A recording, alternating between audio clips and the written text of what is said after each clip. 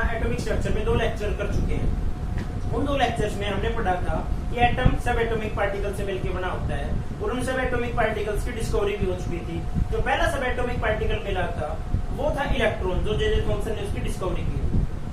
उसके बाद प्रोटॉन की डिस्कवरी हुई रदरफोर्ड के द्वारा और फिर जेम्स चैडविक ने न्यूट्रॉन की डिस्कवरी की। तो ये सब एटॉमिक पार्टिकल्स की डिस्कवरी तो हो चुकी थी, लेकिन अब जो मेजर प्रॉब्लम आ रही थी वो ये आ रही थी कि ये सब एटॉमिक पार्टिकल्स एटम में होते कहां पर है, इनकी पोजीशन क्या होती है, इनकी एनर्जी क्या होती है। इनको एक्सप्लेन करने के लिए इन साइंटिस्ट ने अपने डिफरेंट मॉडल दिए कि ये कहां पर एग्जिस्ट करते हैं। तो जो पहला मॉडल इस वे में आया था वो आया था जे थॉमसन का प्लम पुडिंग मॉडल। उन्होंने क्या बताया था, जो एटम है वो अपने आप में स्फेरिकल इन नेचर है और जो पॉजिटिव चार्ज है, जो पॉजिटिव चार्ज उसमें embedded positive charge uniformly spread होता है थ्रू आउट द स्फीयर और जो नेगेटिव चार्ज है वो उसमें एम्बेडेड होता है। वो इतना ही एम्बेडेड होता है कि उसको पॉजिटिव चार्ज को काउंटर कर देगा, उसको इलेक्ट्रिकली न्यूट्रल तो बना देगा। लेकिन जो जे थॉमसन का मॉडल था वो फेल हो गया, क्योंकि एक तो स्टैटिक मॉडल था, इलेक्ट्रॉन की कोई मूवमेंट को इस बारे में उसने नहीं बताया, ना इलेक्ट्रॉन की पोजीशन कहां पर होते हैं उसने बता दिया कि इतने एम्बेडेड होते हैं कि उसको सिर्फ न्यूट्रलाइज कर सके। एक्चुअल पोजीशन कहां होती है, कैसे होती है, कुछ नहीं बताया। ना एनर्जी के बारे में, एटम की एनर्जी कहां से होती है, क्या होती है। तो उनके एक स्टूडेंट थे जो उसके साथ रिसर्च कर रहे थे, रदरफोर्ड। उन्होंने उसी एक्सपेरिमेंट को प्रूव करने के लिए अपना एक एक्सपेरिमेंट किया जिसका नाम था न्यूक्लियर मॉडल। एक है न्यूक्लियर मॉडल, या जिसको हम बोलते हैं अल्फा स्कैटरिंग एक्सपेरिमेंट।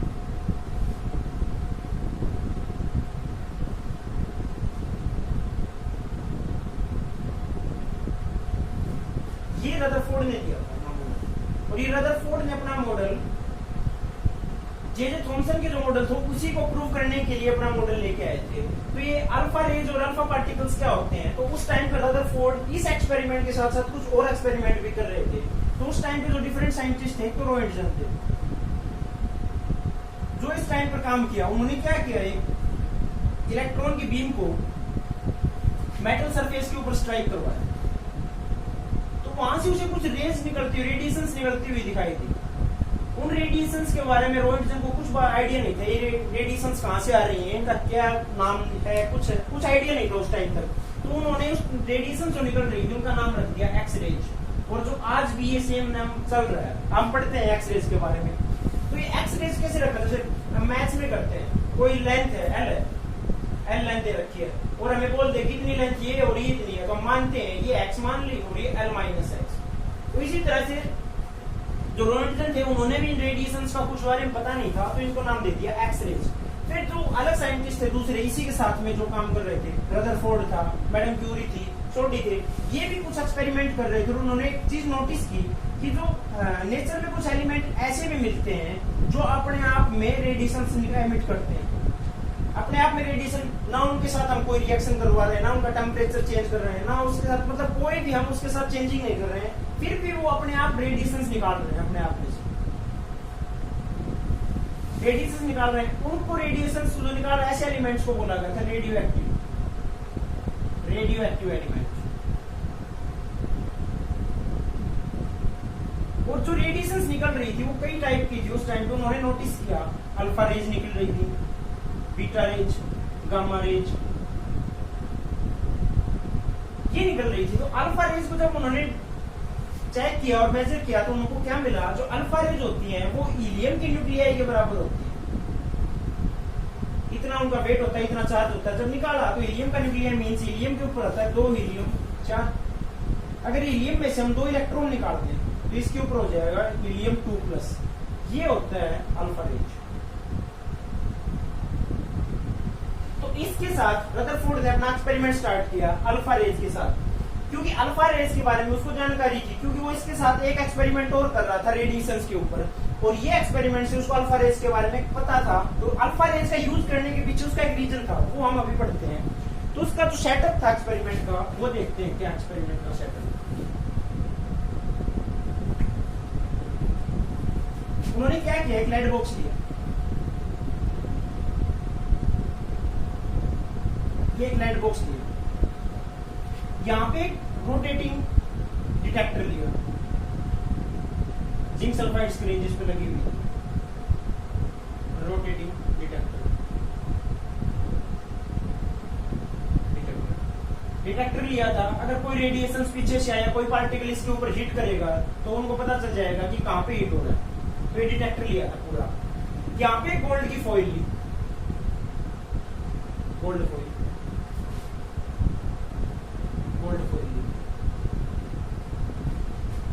और ये इतनी थीन ली थी, कि मान लिया कि एक लेयर एटम की हम जोड़ते चले जाए नीचे तक, सिर्फ एक, इतनी थीन, मतलब बहुत ज्यादा थीन लेने। इसके पीछे भी एक रीजन था, गोल्ड फॉइल लेने के पीछे भी रीजन था, और यहाँ पे कुछ जो एलिमेंट लिया था उससे अल्फा रेज निकल रही थी, इसको भी चूज करने के पीछे उनका एक रीजन था, वो अब हम अभी पढ़ते हैं।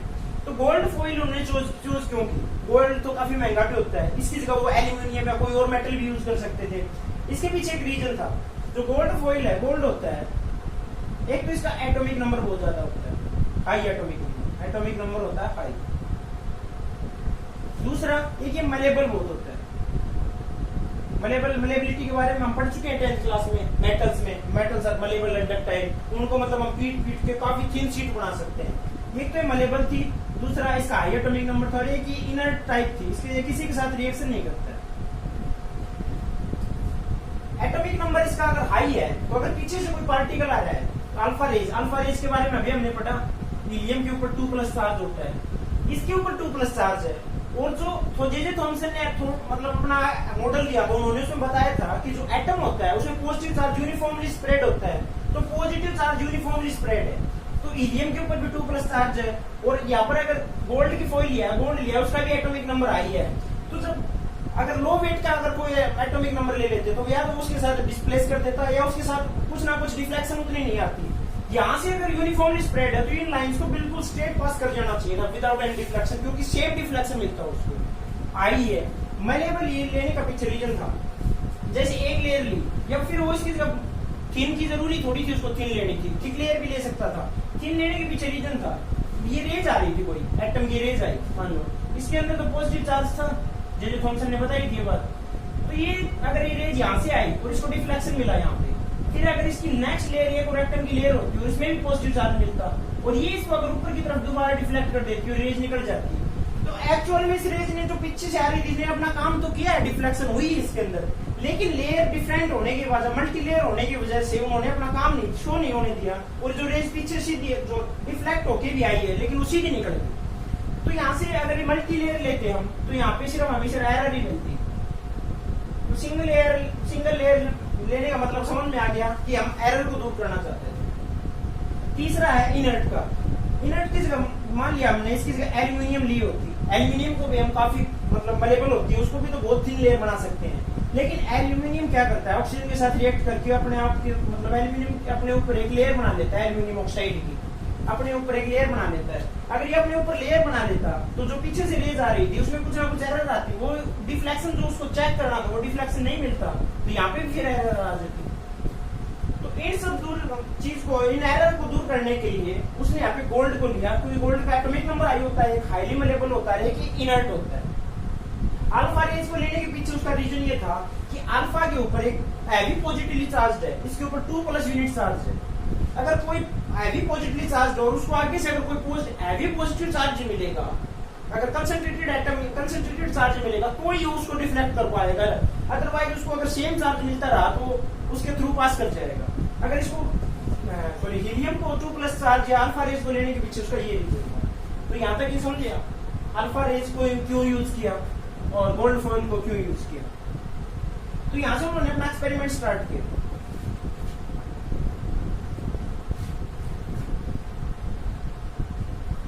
जो रेडियो एक्टिव एलिमेंट था, यहाँ से कुछ रेज निकली और ये गोल्ड फॉइल के ऊपर स्ट्राइक की, और जो गोल्ड फॉइल के ऊपर स्ट्राइक की तो ये जो रदरफोर्ड को एक चीज देखने को मिली कि जो 92% वो डिफरेंट करते रहे, एक एक्सपेरिमेंट किया, फिर 2-3 डिफरेंट रेडिएशंस डालते गए, तो जब उन्होंने चेक किया तो उसको मिला अबाउट 92% रेडिएशंस जो निकल रही थी, अल्फा पार्टिकल जो निकल रहे थे, ये चले गए without any deflection.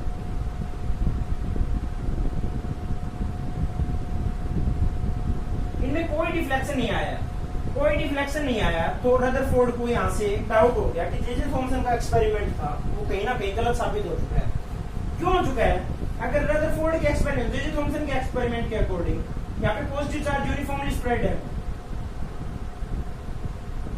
Uniformly spread है, तो यहाँ से अगर कोई रेज आ रही है तो ऊपर से मान लो इस पॉजिटिव चार्ज ने उसको डिफ्लेक्ट किया, तो ये नीचे वाला उसको डिफ्लेक्ट कर देगा, ये रेज सीधी निकलनी चाहिए थी, लेकिन 92% तो सीधी निकली है। बाकी की जो रेज निकली है वो उनमें डिफ्लेक्शन आया, वो डिफ्लेक्शन बहुत ज्यादा है। जो 92% के अलावा जो रेज मिली थी, तो उनमें से कुछ रेज तो some rays deflected greater than 90 degree and some rays deflected less than 90 degree. और जो मेन चीज उसको देखने को मिली 0.1, या बोल सकते हैं जो एनसीईआरटी का डाटा उसके according 1 out of 20,000 rays retraced its path.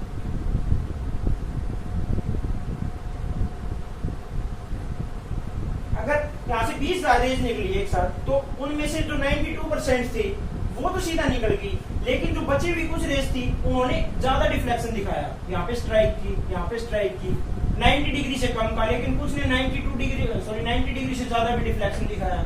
और 20,000 में से बोल सकते हैं तो उसने तो अपना जो जिस पाथ के ऊपर गई थी उसी पाथ के ऊपर वापिस आ गई। इस बात से क्या समझ सकते हैं हम, जैसे हम एक बॉल लें और बॉल को हम दीवार के ऊपर फेंकें, अगर बॉल दीवार के आर पार चली जाती है तो इसमें जो ओरो पाथ है, लेकिन दीवार से अगर बॉल टकरा के वापस आ जाती है तो मतलब क्या है, वहां पे जो बॉल टकरा रही है जिससे उसका पार्टिकल का मास या तो बहुत ज्यादा है या उसकी कंपेरेबल है।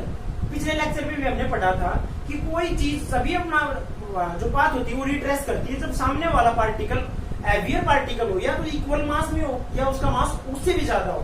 तो ये पार्टिकल जो अल्फा पार्टिकल आ रहा था, इसने अपना पाथ रिट्रेस किया, मतलब जिस एक रेज निकली है 92% चली गई, कुछ 90 डिग्री से ज्यादा का डिफ्लेक्शन, कुछ में कम का, लेकिन एक 20,000 में से अपने जिस पाथ पर गई थी उसी पाथ पर वापस आ गई। इस बात से रदरफोर्ड को कुछ समझ में आया कि जो जितना भी पॉजिटिव चार्ज है, क्योंकि इसके ऊपर पॉजिटिव चार्ज था और इसको पॉजिटिव को डिफ्लेक्ट कौन करता है, उसको रिपल्सन कौन देता है, पॉजिटिव को पॉजिटिव रिपेल करता है, क्योंकि पॉजिटिव नेगेटिव अट्रैक्ट करते हैं। तो जो भी पॉजिटिव चार्ज है गोल्ड का, वो जितना भी है वो एक ही पॉइंट के ऊपर कंसंट्रेटेड है, और एटम का पूरा जो बाकी का जो स्पेस है वो खाली पड़ा है। एक चीज यहां से समझे, देखो जैसे एक ही एटम के थ्रू पास करवाए हम, तो ये जो 92% थी तो निकल गई सीधा, सारी रेस सीधा निकल गई। बीच में कुछ मास है, यहाँ पे एक थोड़ी सी दूरी पे एक मास कंसंट्रेटेड है, तभी तो 92% तो सीधा निकल गई, क्योंकि मास पूरा एटम वो तो खाली पड़ा है। लेकिन सम रेज ने 90 से रिफ्लेक्शन कम दिया, क्योंकि जो इससे दूर से रेज निकली होगी, इसके ऊपर हीलियम था, हीलियम का 2+ चार्ज, और इसमें भी पॉजिटिव चार्ज है। अगर ये पॉजिटिव चार्ज इसको डिफ्लेक्ट करेगा तो कितना करवाएगा, इससे नेक्स्ट वाली रेज है जो इससे बिल्कुल पास से गुजर रही है उसको और ज्यादा रिपल्सन मिलेगा और ये ज्यादा रिफ्लेक्शन लेगी।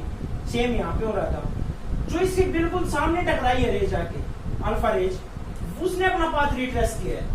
तो वहां से उसको एक चीज देखने को मिली थी, उसको एक बात समझ में आ गई थी कि एटम है, एटम का जितना भी मास है और जितना भी चार्ज है वो सारा उसका एक ही पॉइंट के ऊपर कंसंट्रेटेड है, इसीलिए तो 92% रेज उसके थ्रू आउट सीधी निकल गई थी। अगर मास यूनिफॉर्मली स्प्रेड होता, मतलब प्रोटॉन रदरफोर्ड ने, जे थॉमसन ने बताया था, यूनिफॉर्मली स्प्रेड होता है चार्ज। चार्ज किसकी वजह से होता है, प्रोटॉन की वजह से,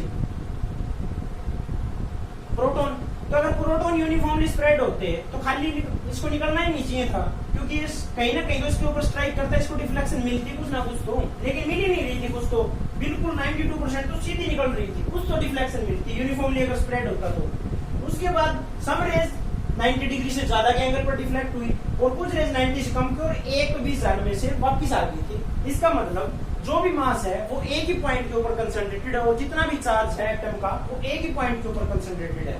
यहाँ से अपना रदरफोर्ड ने जो एक्सपेरिमेंट किया उसका डाटा पे रिप्रेजेंट किया, और उन्होंने क्या बताया रदरफोर्ड ने,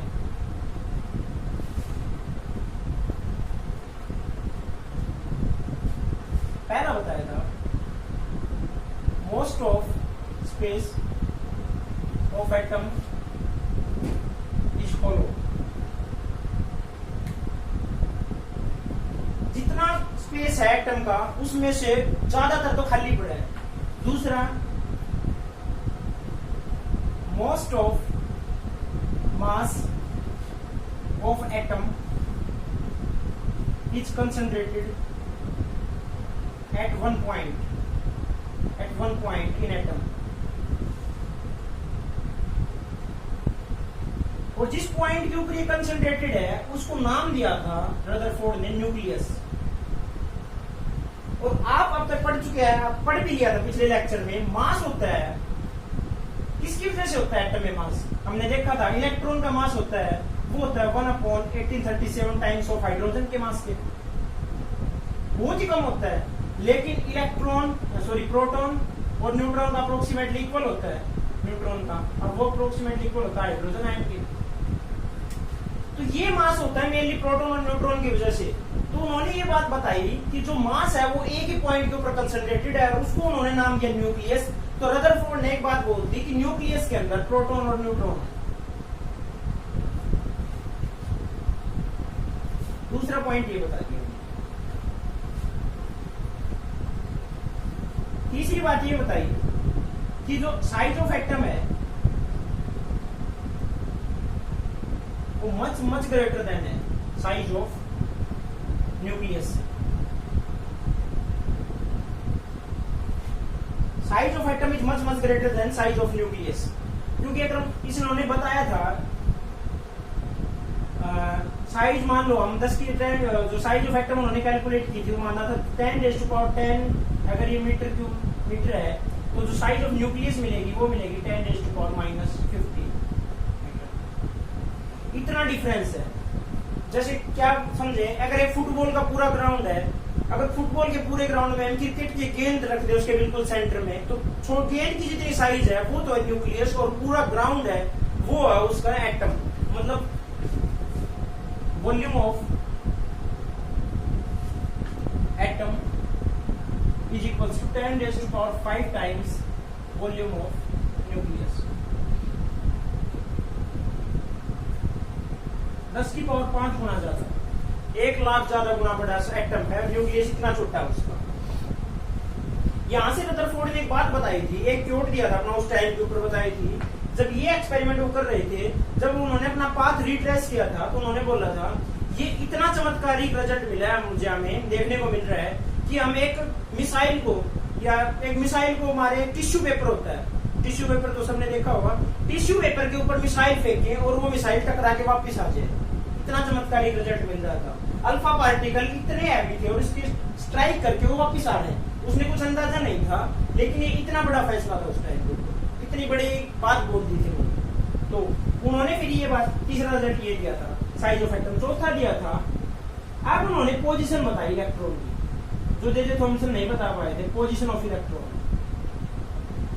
उन्होंने ये बताया कि जितना भी मास है और जितना भी चार्ज है वो एक जगह कंसंट्रेटेड है न्यूक्लियस के अंदर, तो इलेक्ट्रॉन इसके चारों तरफ चक्कर काट रहे हैं। They are position of electron, electrons are revolving around the nucleus.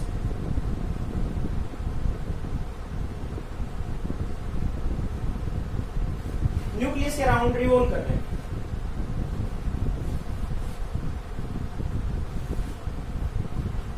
तो न्यूक्लियस के अराउंड रिवॉल्व क्यों कर रहे हैं, इसको एक्सप्लेन भी किया उन्होंने। जैसे ये यहाँ पे उन्होंने बोल दिया, ये पॉजिटिव है, यहाँ पे कंसंट्रेटेड न्यूक्लियस है यहाँ पे, इसमें प्रोटॉन और न्यूट्रॉन्स है, और ये इलेक्ट्रॉन है, ये इसके चारों ओर चक्कर काट रहे हैं। तो पॉजिटिव और नेगेटिव के बीच में कुछ ना कुछ फोर्स ऑफ अट्रैक्शन है, फोर्स ऑफ अट्रैक्शन होगा। अगर फोर्स ऑफ अट्रैक्शन होगा तो ये वाला पॉजिटिव चार्ज इसके नेगेटिव चार्ज को अपनी तरफ अट्रैक्ट करेगा। इस फोर्स ऑफ अट्रैक्शन को, इलेक्ट्रोस्टैटिक फोर्स ऑफ अट्रैक्शन को ओवरकम करने के लिए इलेक्ट्रॉन क्या करेगा, ये इसके चारों तरफ घूमना स्टार्ट कर देगा। घूम रहा है मतलब ये एक्सेलरेशन में जा रहा है, एक्सेलरेटेड हो रहा है, एक्सेलरेशन में जा रहा है। इलेक्ट्रॉन कंटिन्यू अपनी वेलोसिटी चेंज कर रहा है, एक्सेलरेशन में जा रहा है। तो फोर्स ऑफ अट्रैक्शन को कम करने के लिए इलेक्ट्रॉन चारों तरफ चक्कर काट रहा है। जब कोई भी चीज रोटेशन में अपना सर्कुलर पाथ पे जाएगी तो उसको हम बोलते हैं centripetal force, centripetal force, centripetal force. तो रदरफोर्ड ने इस मॉडल को सोलर सिस्टम के मॉडल से रिलेट किया और उन्होंने क्या बताया, जैसे सन है, सन और अर्थ के बीच में ग्रेविटेशनल फोर्स ऑफ अट्रैक्शन होता है। उस ग्रेविटेशनल फोर्स ऑफ अट्रैक्शन को ओवरकम करने के लिए अर्थ क्या कर रही है, सन के चारों ओर घूम रही है। तो वैसे इलेक्ट्रॉन इसके चारों ओर घूम रहा है। इसके फोर्स ऑफ अट्रैक्शन कम करने के लिए सेंट्रीपिटल फोर्स जो है वो इसको force of attraction, electrostatic force of attraction उसको ओवरकम कर रहा है, ये एक्सेलरेशन में जा रहा है।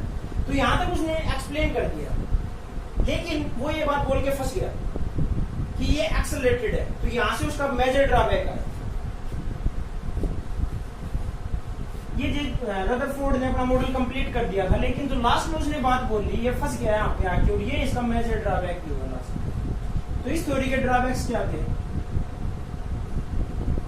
पहला ड्रॉबैक था, ये बोल रहा था कि इलेक्ट्रॉन है वो एक्सेलरेटेड पाथ में, कोई भी चार्ज पार्टिकल अगर एक्सेलरेशन पाथ में जाएगा, तो हम पढ़ भी चुके हैं कि आप आगे फिजिक्स में पढ़ भी लोगे, कोई भी चार्ज पार्टिकल अगर एक्सेलरेशन में जाएगा तो वो कंटिन्यूअसली अपनी एनर्जी लूज करेगा।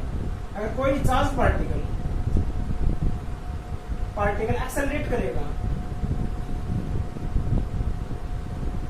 तो उसको अपनी एनर्जी लूज करनी पड़ेगी, एनर्जी लूज करेगा।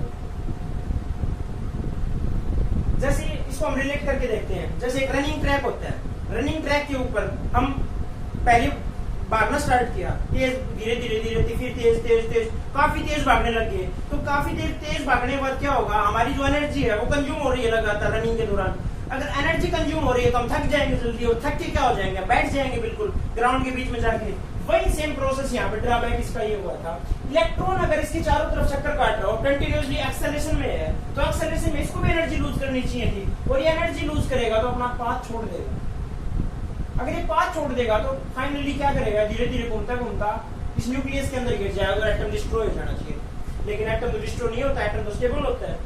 तो ये मेजर इसका ड्रॉबैक आया था कि चार्ज पार्टिकल का जो एक्सेलरेशन में इसने एक्सेलरेशन के बारे में बताया कि इलेक्ट्रॉन इसकी चारों तरफ एक्सेलरेट कर रहा है, वो इसका मेजर ड्रॉबैक आया था। दूसरा इसका जो ड्रॉबैक था, ये लाइन स्पेक्ट्रम को एक्सप्लेन नहीं कर पाया था।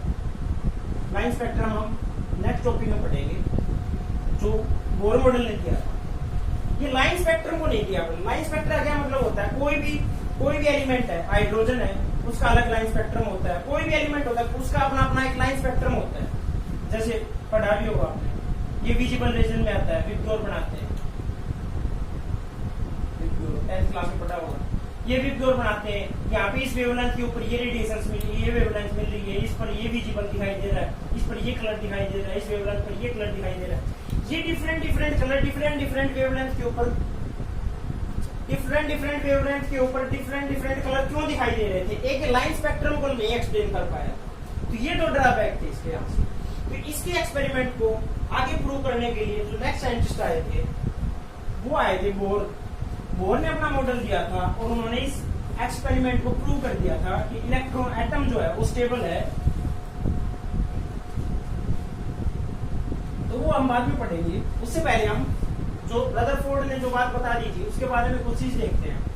कोई भी एलिमेंट है उसको हम एक्स से रिप्रेजेंट कर रहे हैं, जो यहाँ पे इसका नीचे लिखा जाता है उसको बोलते हैं इसका एटॉमिक नंबर, और जो ऊपर होता है इसके टॉप पर होता है उसको बोलते हैं एटॉमिक वेट। ये हो चुका है। जैसे कोई भी है 4 बेरिलियम 9 है, तो 4 है ये है इसका एटॉमिक नंबर, और 9 है ये इसका एटॉमिक वेट। तो यहां से एक चीज जो सीख लेनी चाहिए, किसी भी एलिमेंट है, कोई भी एलिमेंट हो, उसमें जो एटॉमिक नंबर होगा वो उसके नंबर ऑफ प्रोटॉन के इक्वल होगा,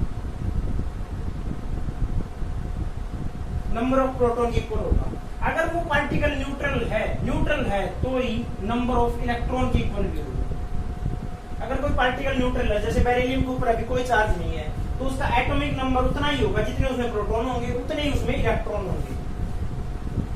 और न्यूट्रॉन कैसे निकालते हैं हम? न्यूट्रॉन को निकालते हैं अगर एटॉमिक वेट में से इसके एटॉमिक नंबर को सब्ट्रैक्ट करते हैं तो ये मिलेगा। तो यहाँ पे हम पूछे 4 बेरिलियम 9 है, इसमें कितने प्रोटॉन है, तो प्रोटॉन होते हैं, प्रोटॉन होंगे नंबर एटॉमिक नंबर की इक्वल 4, और इलेक्ट्रॉन कितने होंगे 4, क्योंकि न्यूट्रल है, और न्यूट्रॉन कितने होंगे, न्यूट्रॉन्स होंगे 9 एटॉमिक नंबर में से इसका एटॉमिक वेट डिवाइड सब्ट्रैक्ट कर देंगे, हो जाएंगे 5 होंगे इसमें न्यूट्रॉन। अगर कोई हमें बोले Ar3+ है, इसमें बताओ कितने इलेक्ट्रॉन है, कितने प्रोटॉन है और कितने न्यूट्रॉन है। तो एल्यूमिनियम का पढ़ते हैं, एल्यूमिनियम का एटॉमिक नंबर होता है 13 और इसका एटॉमिक वेट होता है 27। ठीक है, तो इसका एटॉमिक नंबर कितना हुआ 13, तो नंबर ऑफ प्रोटॉन भी कितने हुए 13, इक्वल होगा नंबर ऑफ इलेक्ट्रॉन कितने होंगे।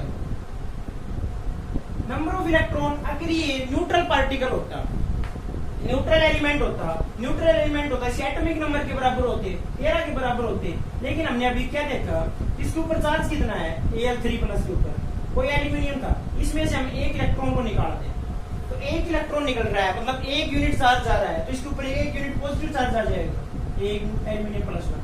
अब मैं से एक यूनिट नेगेटिव और इलेक्ट्रॉन निकाल दूं तो इस पे एल्यूमिनियम के 2 पॉजिटिव आ जाएंगे, क्योंकि एक पहले था, एक और निकाल दिया तो अब 2 पॉजिटिव हो गया, इसमें से एक इलेक्ट्रॉन और निकालते हैं तो हो जाएगा Al3+।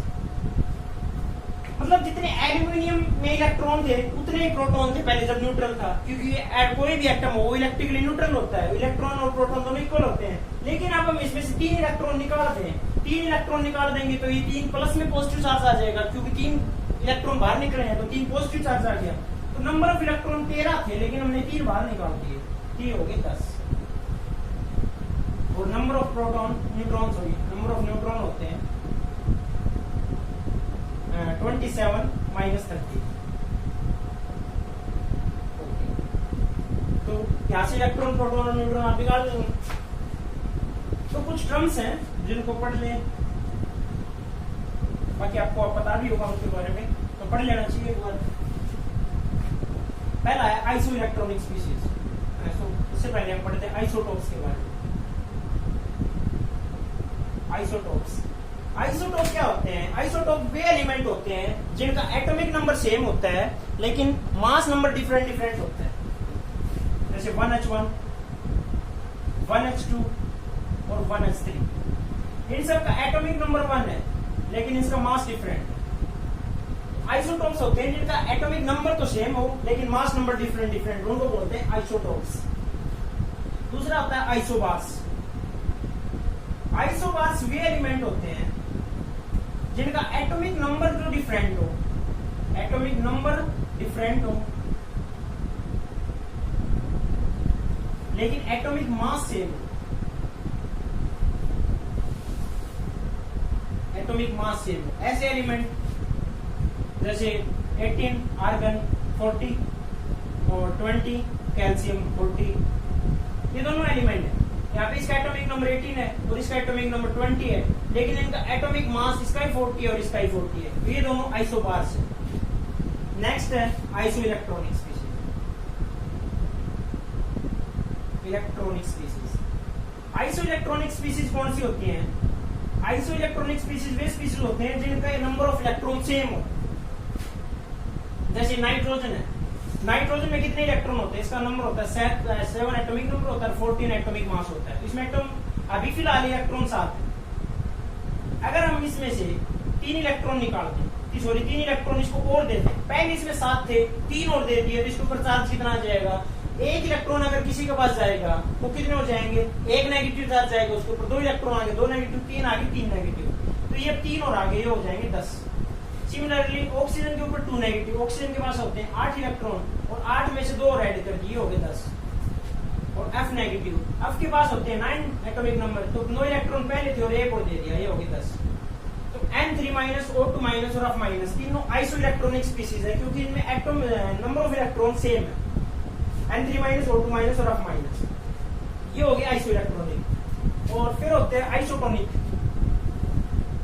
Isotonic species. Isotonic species वे स्पीशीज होते हैं जिनमें नंबर ऑफ न्यूट्रॉन्स सेम होते हैं, नंबर ऑफ न्यूट्रॉन्स सेम होते हैं। जैसे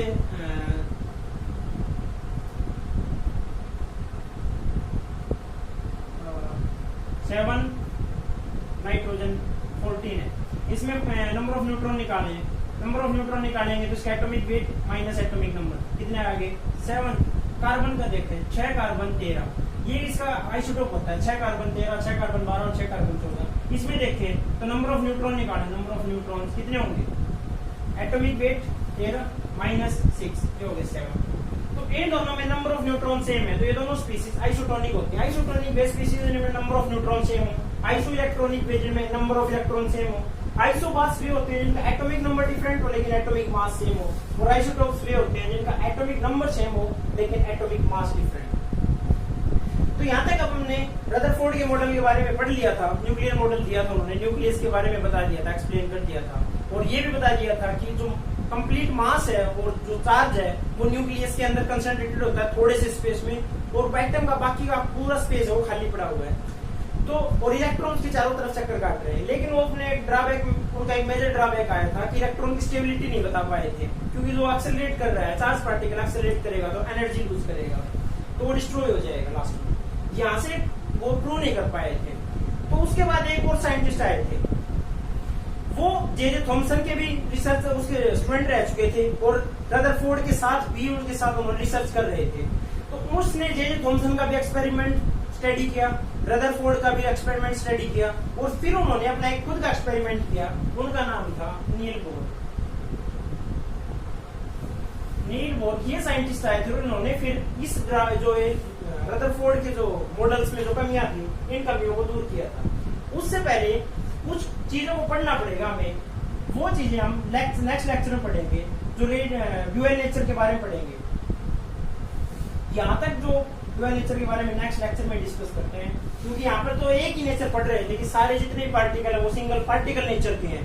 जे थॉमसन ने किया था सीआरटी एक्सपेरिमेंट, पार्टिकल नेचर किया था कि उन्होंने व्हील की रोटेशन स्टार्ट करवा दी थी। सेम रदरफोर्ड ने भी किया था, जब एनोड रेज आ रही थी वो भी पार्टिकल व्हील की रोटेशन करवा रही थी। तो व्हील की रोटेशन को करवाने का मतलब वो पार्टिकल नेचर थी, लेकिन जो ड्यूअल नेचर का मतलब होता है जो पार्टिकल होता है, कोई भी पार्टिकल हो जो नेचर में एग्जिस्ट करेगा उसके पास दोनों नेचर होती है, पार्टिकल भी होगा और वेव नेचर भी होगा।